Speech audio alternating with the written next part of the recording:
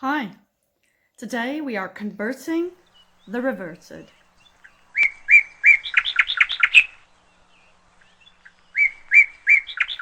Hi there, I'm Ilse from Earthpot Co. Thank you so much for your support and all your kind words and well wishes with my first video I've ever done. It's the first video I did unassisted, well, apart from the prompts from the app, and I'm pretty happy with how it turned out. So thank you so much for your support and all of that.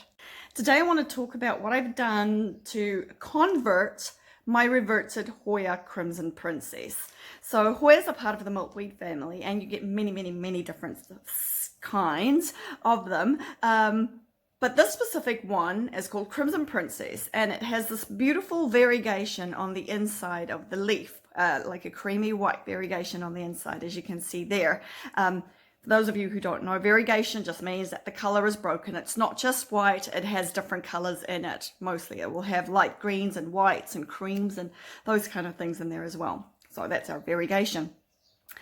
But the variegation on a Hoya is not very stable often, and on the Krimson Princess as well. So what can happen is when you take cuttings of it, your cutting can start reverting back to going all green.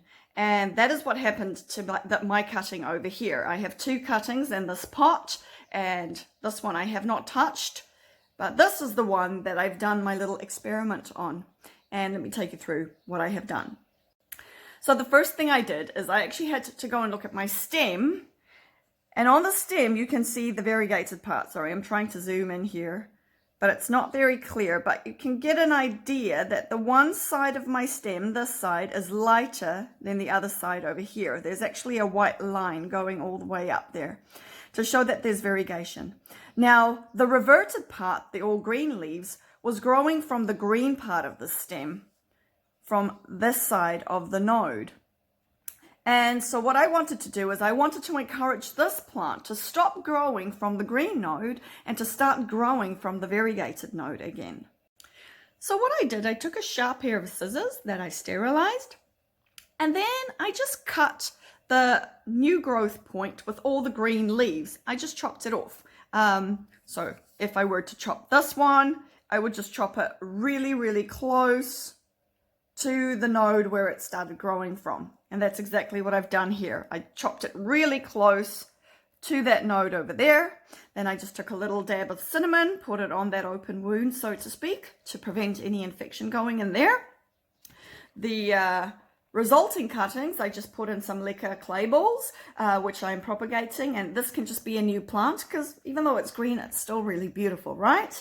And they're rooting away, going really well.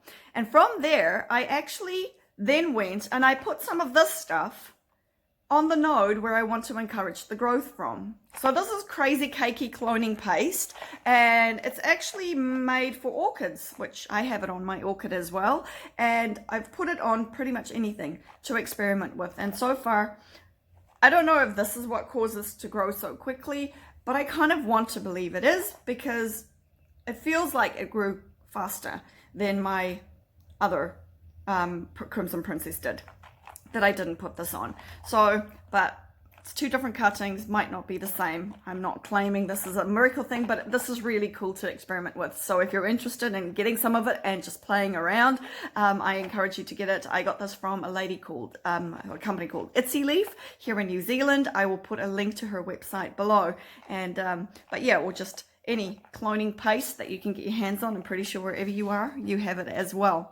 So I put some of that on the node with the white variegation, and then I just took care of my plant the way you normally would. I let it dry out quite well before watering, between watering, kept the humidity and the lighting right, and fertilize. And not many days after, I got new growth. And if you can see that over there, if I can do this without tipping all the soil onto my lap, both my new little leaves have beautiful variegation again. You can see, ta-da. I'm quite pleased with that.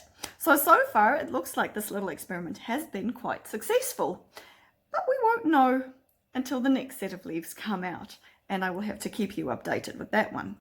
I have since read and heard from other people that sometimes your cutting will throw out green leaves and then after a while it will put out variegated leaves again. So with the second cutting in this pot, I think it might be reverting because my last 3 leaves were all green, but I do still see a line of variegation going through the stem. So I thought I would leave it and just watch and see what this next set of leaves are going to do before I decide whether I am going to chop and prop with this one. But if I do, I can take you through it step by step of how I've done it. But it's been a really interesting little experiment. I've enjoyed doing it. I've enjoyed seeing some results that I was hoping for. I really hope they last. If you have anything to add to this, something that we can all learn from as a community, please pop it in the comments below so we can all read it. If you have any questions, please pop it in the comments below. And I just hope you all have a really blessed day. Thank you so much for your support. See you later.